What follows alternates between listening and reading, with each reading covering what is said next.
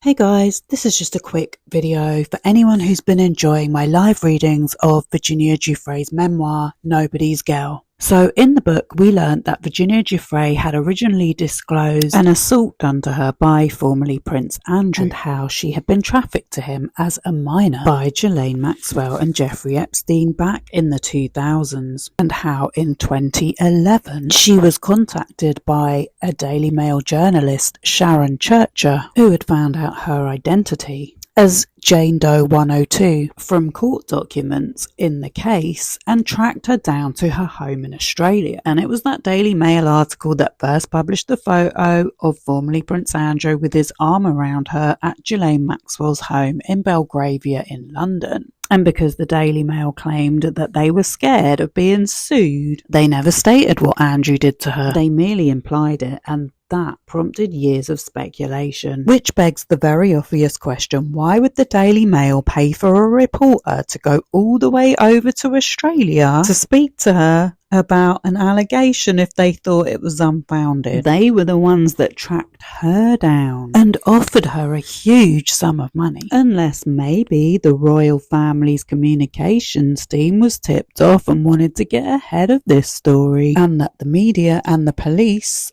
that we pay for out of our taxes cover up for the royal family's crimes. And Virginia did report this incident to the British police, according to ex-MP and former cabinet minister Norman Baker, the only MP to ever initiate a debate on the royal finances. And he's just made a speech listing some of the other crimes the royal family are involved in that he's reported. Remember Charles getting all these bags of Fort Mason money handed over by the Prime Minister of Qatar, former Prime Minister of Qatar, handing over a bag stuffed full of €1 million to Charles, looking like some sort of gangster or mafia boss.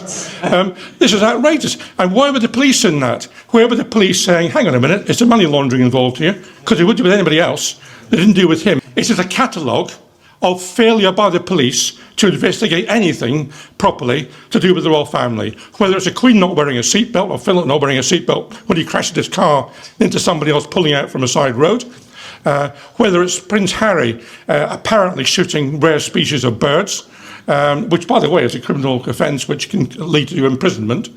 Or whether it's more seriously even than that, whether it's not believing Virginia Giuffre.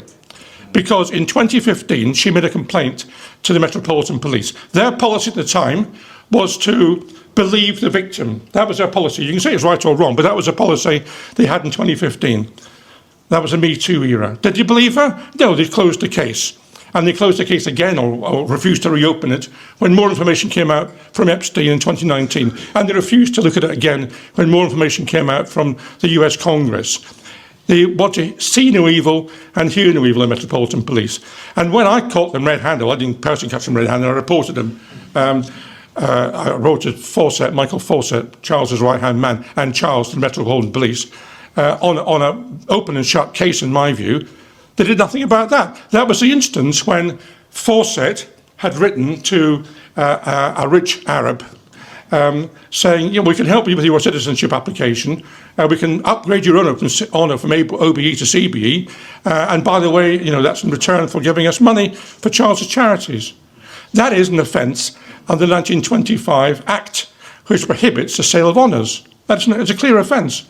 It's also a corruption offence if you're promising to help with citizenship applications in return for something else.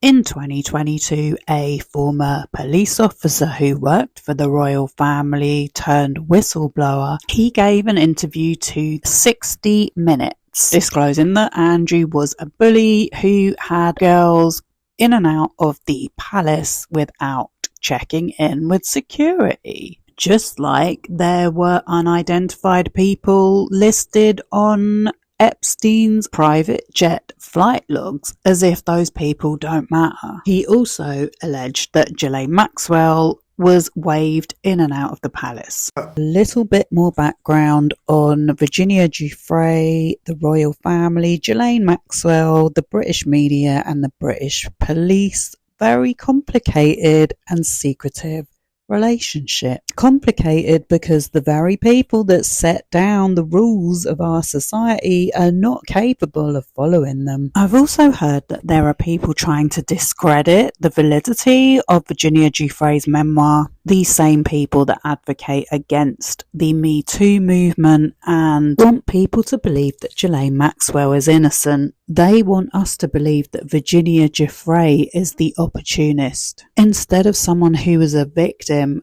of abusers and managed to turn that around to inspire others to come forward, because imagine if we never knew any of this. I'll be back on a live soon to carry on reading where we left off with Virginia Giuffre's memoir, Nobody's Girl, and I hope to see you then.